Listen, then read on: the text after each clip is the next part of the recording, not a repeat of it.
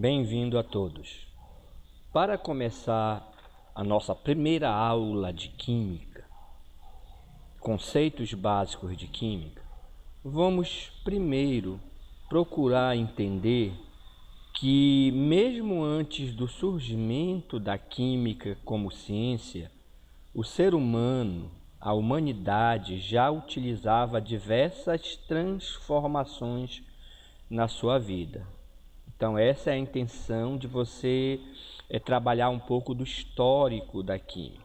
Então, primeiramente, vamos entender que desde que o homem ele dominou o fogo, isso aconteceu lá na pré-história, né? Segundo a história conta. Então, na pré-história, o homem dominou o fogo, ele começou a usar as reações de combustão e começou também a transformar diversos alimentos. Então isso mostra que esse domínio das transformações pelo ser humano é muito antigo, né? Tem milênios de anos já.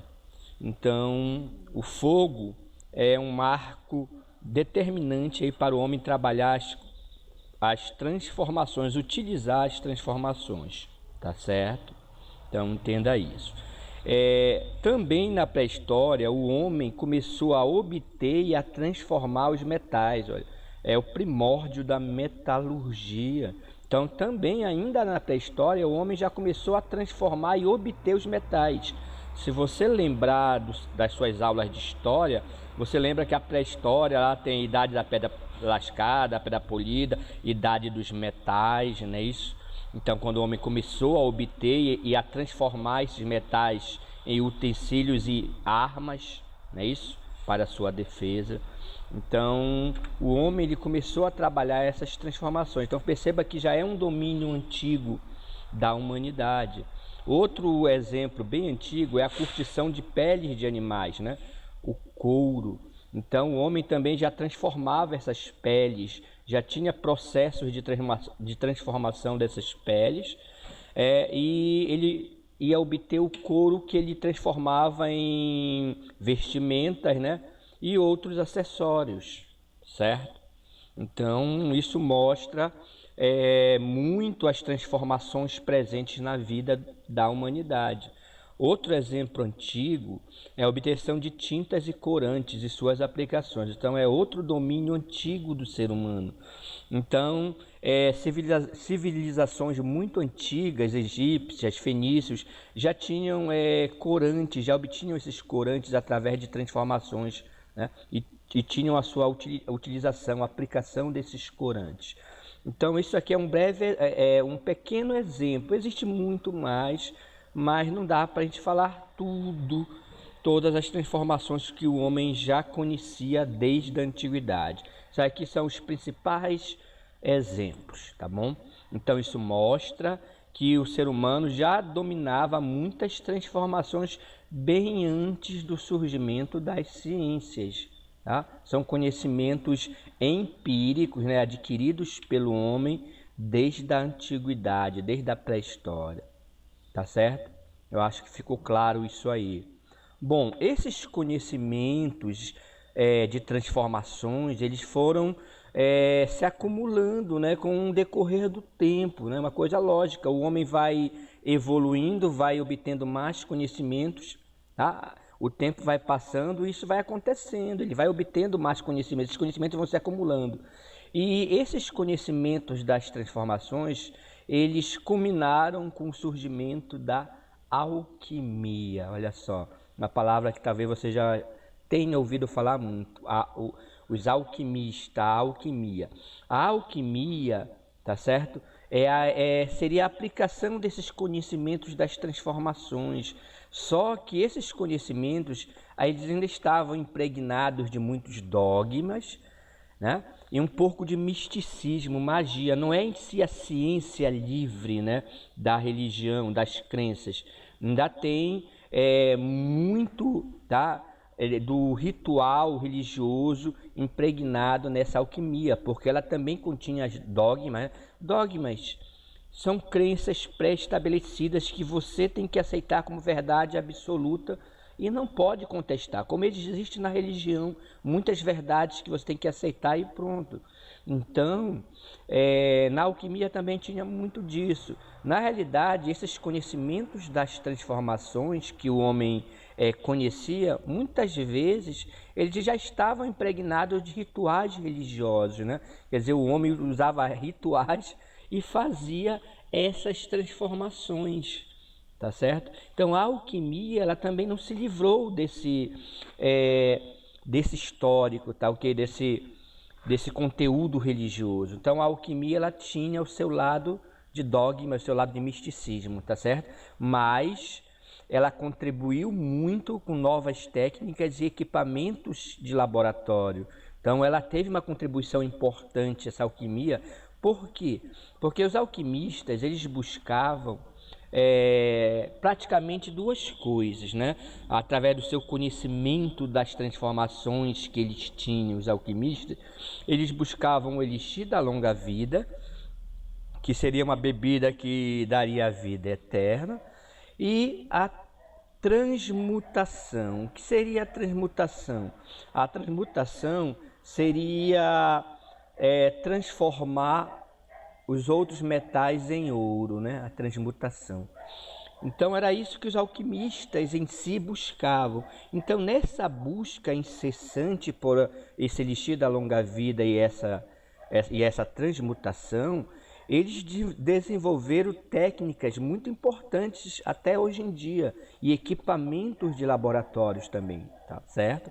Então essa alquimia, ela ajudou muito a ciência em si, apesar de ainda estar muito impregnada de dogmas e misticismo, né? Muito lado religioso.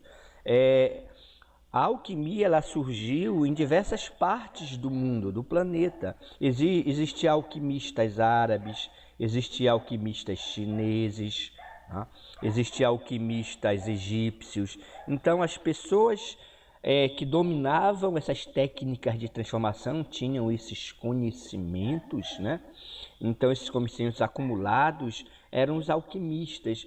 E a alquimia, ela se desenvolveu e ela ficou mais famosa já que para a Idade Média, né? Durante a Idade Média, né? Conhecida por muitos como a Idade das Trevas, esses alquimistas, eles obtiveram um status muito grande, né? Era status ser alquimista, era importante, né? Ter esse conhecimento, tá certo? Então esse é um breve histórico sobre o desenvolvimento dessas transformações, o ser humano envolvido nessas transformações da matéria, ok? Agora, já avançando no histórico, né, nós temos um movimento muito importante chamado Renascimento, né? Isso você estuda na história.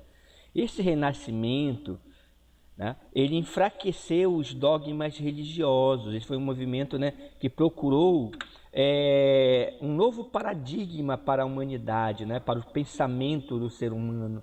Então, com esses novos rumos do pensamento do ser humano, isso enfraqueceu os dogmas religiosos, as crenças religiosas, tá? E dessa maneira, tá, o Renascimento, ele contribuiu para surgir a ciência experimental moderna. Então, olha só, o Renascimento, ele contribuiu para isso, certo? Para o surgimento da ciência no geral, não é a química somente, né? A ciência experimental moderna, tá? Ela teve a sua liberdade, né? A partir desse movimento do Renascimento, porque esse movimento, ele enfraqueceu os dogmas religiosos, né? A igreja em si, ela viu o seu poder diminuir, né? Vamos falar, o seu domínio sobre o pensamento do ser humano, né? Ele diminuiu, tá certo? Ele não acabou, mas ele diminuiu bastante. Então isso favoreceu o surgimento dessa ciência experimental moderna, tá certo? Então vale a pena unir a química com a história, né?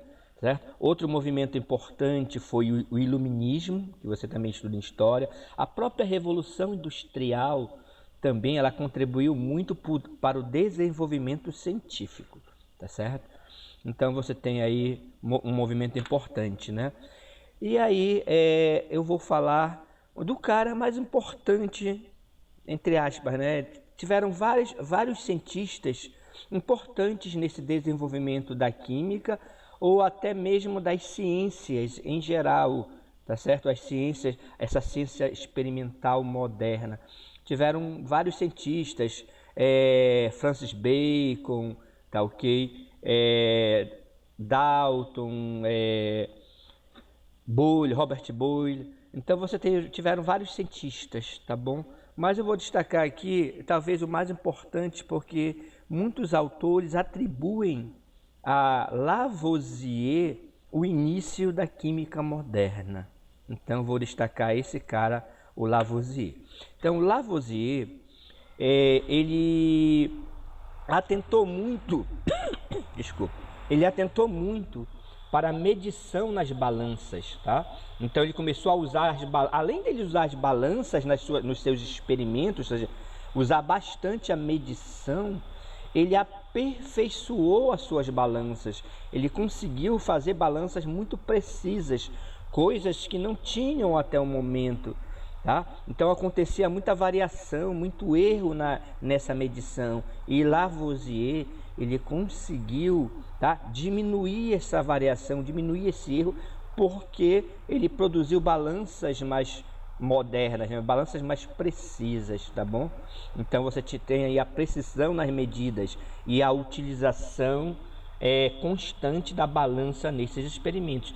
Esse foi a grande vantagem de Lavoisier, tá?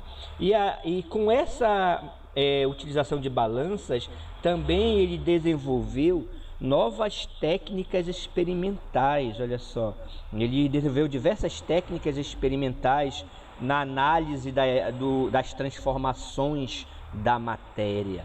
Então isso foi muito importante, e esses conhecimentos novos que ele obteve, tá, culminaram com a publicação do Tratado Elementar de Química.